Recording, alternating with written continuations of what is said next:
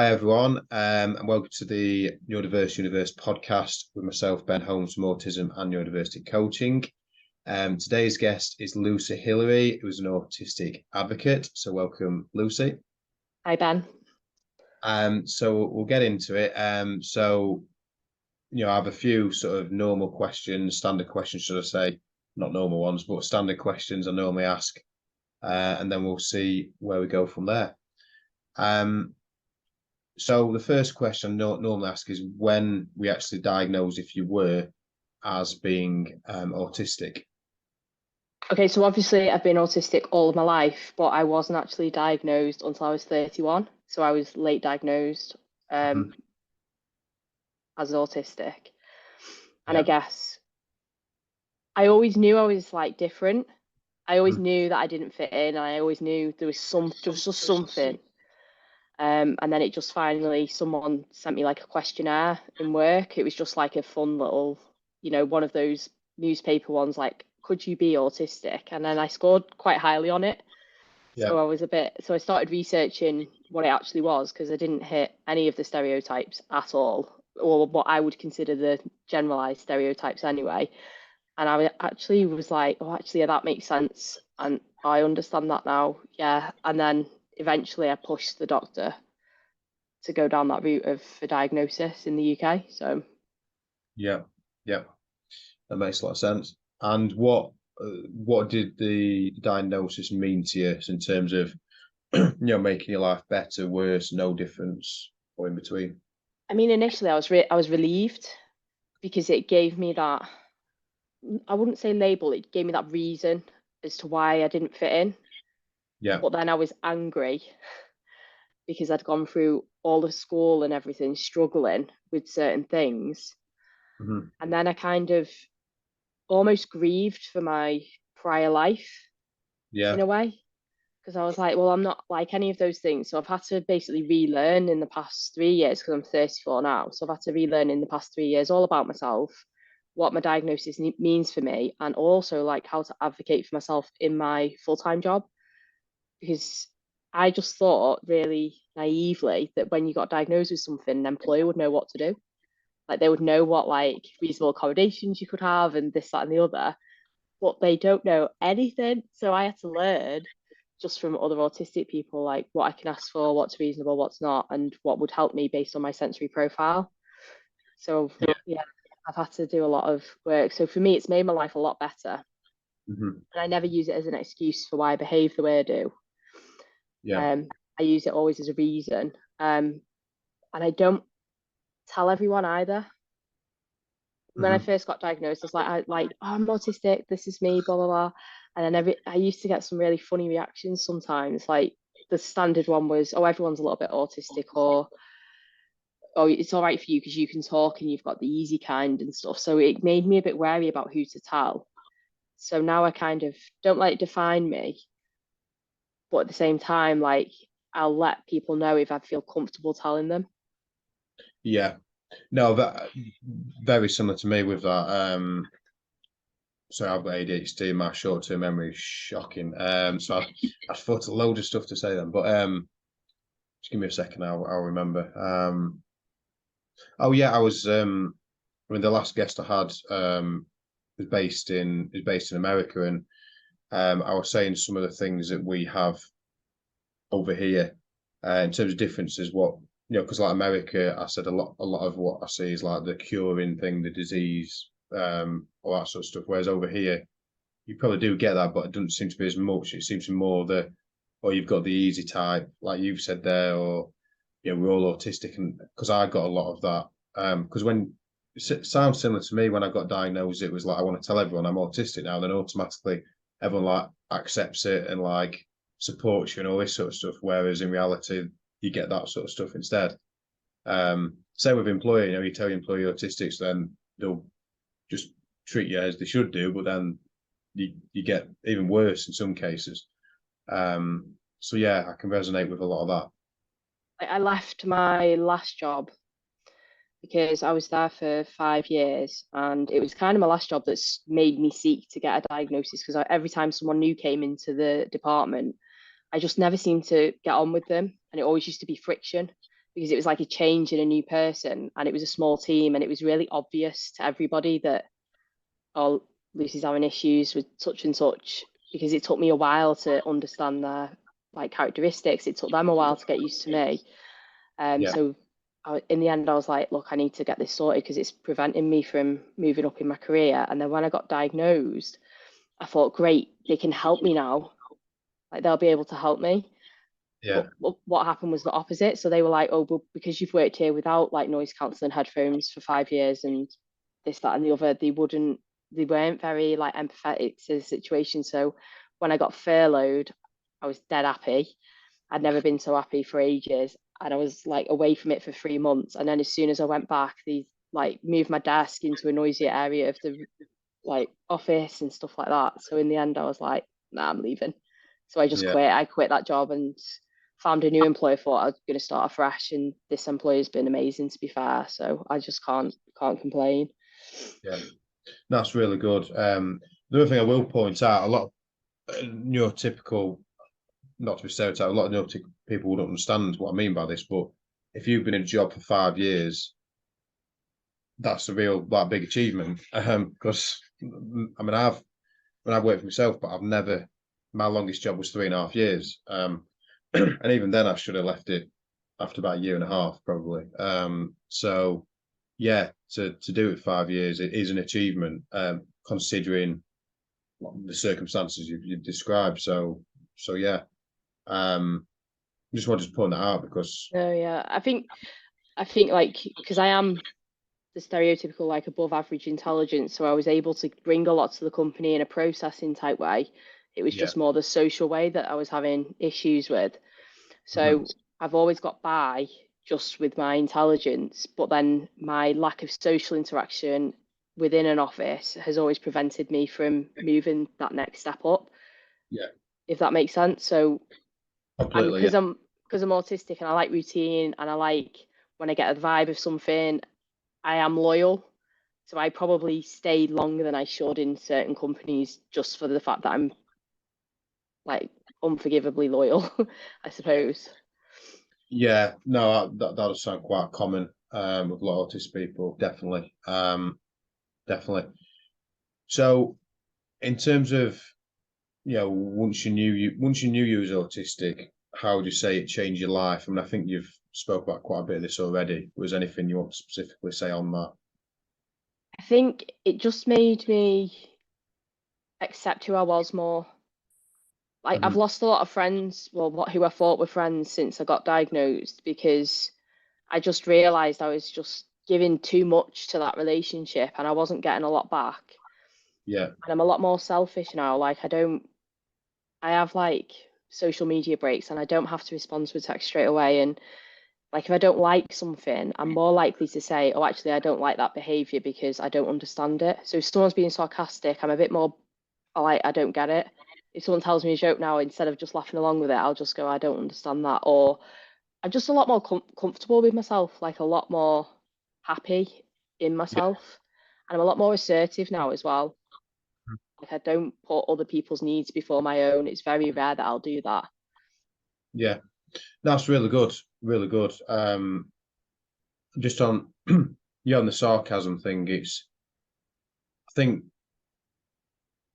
yeah, I mean it's a stereotypical thing that a lot of autistic people don't understand jokes and that, and some do, some don't, depending on whether. But like because I've got other conditions myself, it sort of balances it out a bit more. I can understand them easier, but there's still some instances where I don't get jokes, but you mask to laugh straight away, pretend you know it, and then you sort of try and figure it out after because you've laughed.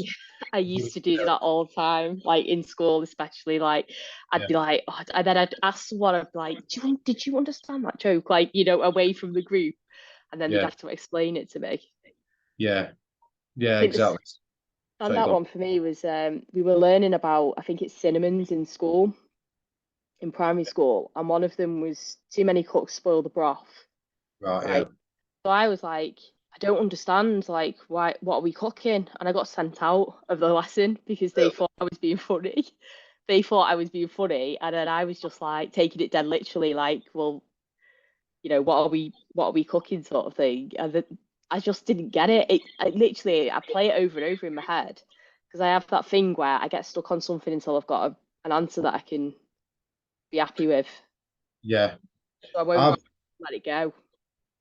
Yeah, no, I just completely understand that. So like, there's been a lot of sayings like that. I don't know if you found this, maybe not, I don't know, but there's been a lot of sayings like that where I've heard people saying, well, I've just said it myself naturally without actually understanding what they mean. And then it come like years later, it's only the last few years where I've thought about stuff like one is a bull in a china shop. Like now it makes complete sense to me, but because I never even thought about it before, it was like it's like a bull in it. Because people have said to me it was like a bull in a china shop, and I was like, I sort of didn't even think about it. And I thought about it later. I think actually no, I saw an advert on TV. There was a bull in a china shop, and I thought, oh, that's what that means. And then I thought, oh, that, and it's quite obvious when I think about it, but I had to really properly think deep to get there, I guess. But there's so I'm many. I'm the same, exact same as that. Like if someone says something, I'm like, I'll try and use it in that term of phrase where they've used it because I'm like, oh, obviously that's the saying that neurotypical people say, and that's the sayings you use to be part of a group chat or a joke or whatever. And I won't actually understand what it means. Yeah, And yeah, then I'll have to ask or Google it. Google's literally my best friend. I love the fact that I can just Google anything now and just research yeah. online. Well, that's it. That makes a big difference. So many things when we were younger that we couldn't do with that. Another thing that it's not, it's a bit random, but I like things. My last guest had on was, I believe she was 34. I'm 34. You're 34. All late diagnosed. I don't know why I'm pointing that out, but I just like sort of stuff like that. So yeah, it's quite funny as well. But yeah. So it's probably no. I don't know if that's an OCD thing, but I don't know. I'm trying to I think don't, now. with the dates though, like so next year is 2023 and my birthday is the 23rd of June 2023 and I'm hoping to get married on the 23rd of September 2023. And I'm Right. like, this is weird. Like all of these, all the dates mean something as well. So I'm like, oh, this is weird. It's like they're all syncing together. Yeah. No, exactly. Stuff like that. It's sort of Yeah.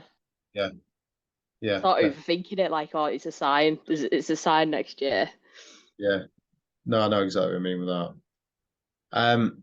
So I think you've answered part of this, but how did friends and family, or friends or family, respond to either your diagnosis or when you told them that you was autistic? So I think you've said, I will come back. Well, it's up to you if you want me to come back to friends or not. It's entirely up to you. But yeah, No, it's fine. So my family, because obviously, like, because I was late diagnosed, my mum had to come with me to get assessed.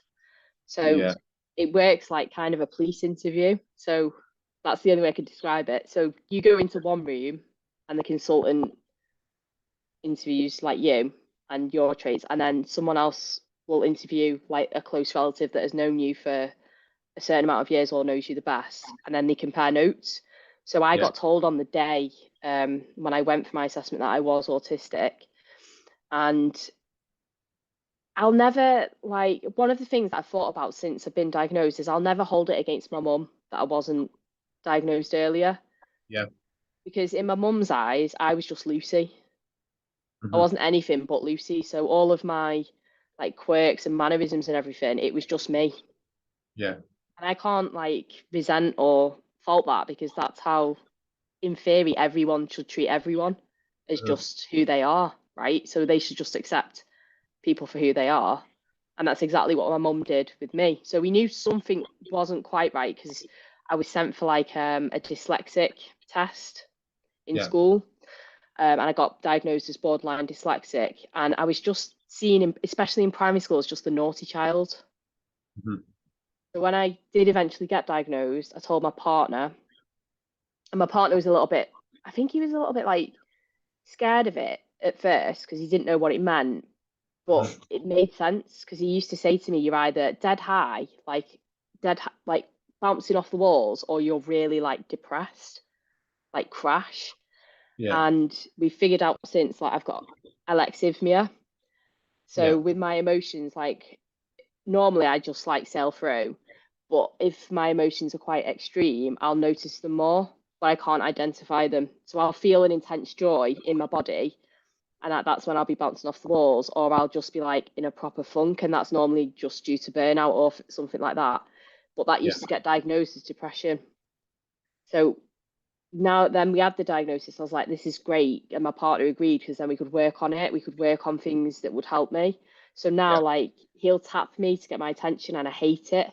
So he now touches me, like he'll hold me shoulder to get my attention, so I don't get annoyed. And then I'm able to explain to him things. So I just walk around the house with noise cancelling headphones on, basically, just watching Netflix or whatever. And we figured out how I can connect like my noise cancelling headphones to the telly. So if we watch a film together, I can watch it, but with my headphones on. So then he can eat like a packet of crisps or something, and I don't have to leave the room. That's interesting. So yeah, that's interesting. I mean, I don't have headphones or anything. But yeah, I don't. I mean, I listen to music and stuff, but if I'm watching a film with someone, I don't know if this is linked to Toby, I don't know, but I have to have the telly on quite loud so that I can't hear any other noises in the background. Yeah. So then people moan at me saying the TV's on too loud, but if I turn it down, I can't listen to the TV because all I can hear is other things then. So is that linked at all? Is that Yeah. So that's like sensory processing, noise sensory. So my issue is like there'll be certain noises. So like eating, crisp packets rattling.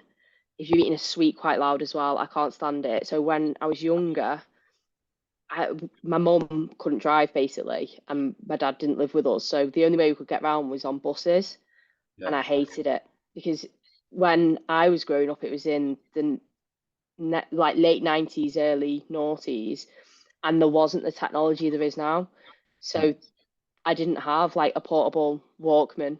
It was all battery powered and stuff. So I couldn't like rely on a phone that would just play music. So I'd have to endure people like reading a newspaper, like stuff like that used to really stress me out, and I didn't know why. And my mum was like, it's just hormones, it's just hormones. God, yeah. But So again, people didn't know about autism then. didn't know about it as much, yeah. So it was just like, and then my brother found like a condition called misophonia, Mhm. because my alarm clock used to be him eating his breakfast because he'd bash his spoon like on the bowl, and Yeah, it would send me into a rage, like literally fight or flight. It would send me into a rage, and I'd quickly get dressed and try and get out the house to school as fast as possible to get away from that noise. yeah, And then my brother was like, "Oh, I've come across this, and this is you." And I read up on it, and I was like, "Oh my god, I've got misophonia." So I went to the doctors and was like, "Look, I think I know what's up with me now." And they were like, "What?" And I said, "Misophonia." Is like, never heard of it. I'm like, "Yeah, but what?" I like hit all these symptoms. Like, I've something wrong with me, and the amount of times I'd go back, and they'd be like, "There's nothing wrong. You've just got depression or anxiety or yeah, this," and you're like, "No, it's not," because I'd go to a therapist, and they'd be like, "It's good to be different." I'm like, that doesn't help me at all. Like, it just doesn't help. yeah. And it was hindering so much in my life. So with friends and things, like, I just don't tolerate people as much now as I used to. Mhm. Like, I'm just like, if you're not on board with what I'm about, and if you're not on board with what I'm trying to do and who I am, then you're not really a friend. So I'm not going to invest time in you. So Yeah, my friendship circle's actually got a lot smaller since I got diagnosed, but I'm happy with that. Like, I don't mind. I like my own company, and I don't feel like as pressured to, if people are on a night out and things like that, and like, do you want to come? If I feel like, what yeah, I do now is I plan for that night out. So I mhm, might like have a few more nights on my own, or like try and recharge a little bit more, use my sensory diet a little bit more before the night out, so I'm not burnt out for work on Monday. I literally have to plan like social weekends around work, otherwise I end up going to work with sensory issues and the lot. So yeah, yeah, it is hard, but if you're disciplined enough, it's manageable. yeah. And that's where so that's where I have an advantage of having ADHD and other things, um, because I can go on nights out and stuff. I mean, it still drains me and the whole social thing, whatever, but I figured ways around that. But I'm lucky that I don't have the what you described there. You know, what's the word? You know, you've been in a night out that you just need to shut down for however many hours or days or whatever. So, yeah, I'm quite lucky I don't have that. Well, I mean, to be fair, if I was like doing a party, going out, and then the next day I had to do a social event, and I'm doing social events every day, then yeah, I wouldn't cope with that. But I think if I didn't have the ADHD, the OCD, and other things, I would be very much like that. Definitely. Trying to think what else was. Oh yeah, the noise cancelling thing. Yeah, no, what I was saying earlier about the films and stuff. Yeah, it's because people then say to me, "You're deaf," because you need the telly on real loud. It's the exact opposite. That no, my hearing's like exceptionally good because I hear all the little things, which is why I need the TV on to cancel all that out. So yeah, well, no, it's good that you do that and you're comfortable doing it because you know if I wore headphones, I'm sure a lot of people would be like, "Oh, you're being ignorant" and all that sort of stuff. But that's good that you've got to that level where you can accept that and stuff. But then again, I don't know. I think my ADHD then would work against me if I put headphones on because then I'd be like, are people talking? Like, I'd be then, because I'm very nosy as well. I like to know everything that's going on. So it's like, I like organized chaos. Whereas, so like my autism is the organization side of it. So I would imagine you're more like in tune with where there's the ADHD is a chaos and it's, so yeah, I don't know if that makes sense or not. It does, because like since I've been diagnosed autistic, I've been kind of wondering if I've got ADHD myself, Right. just Okay. because I can't function without a routine. Like I really can't function without a routine. But I also find routines insanely boring. And Right. every Yeah. now and again, I'll get to a point where I'm like, okay, I'm doing well in life. I've got a routine, but I'm bored. Let's mix it up a bit. And as soon as I mix it up, it all goes to pot. Like everything just goes Yeah. like Yeah. like That's, to complete pot. yeah, very much. Yeah. I do have that. Definitely. But Uh, but that's also can be an autism thing as well. So it's yes. complicated, I think. But I'm just going with I've got autism at the moment. I'm dealing with that. So we'll just see about anything else as it comes. But I've got OCD as well. Like I ritualize certain things, and I think if I don't do that thing, then I'm not going to do as well or perform that well that day. Hmm. Yeah. Yeah. I think just going back to everything, whether you've got ADHD or not, yeah, there's the whole crossover thing as well, isn't there, where there's similarities with both. So there's, you've got autism as one thing, ADHD is another, but then you've got the crossovers, and that's where it can be um, sort of confusing, I guess, can't it? Yeah. Uh, so what was I going to say now? Oh, just since you've had the diagnosis, what level of support have you had? So whether it's from family, but also, authorities or local companies or anything, have you had any support at all? No. So basically, you get I got my diagnosis on the in May of when was it 2020 no 2019 2018 something like that.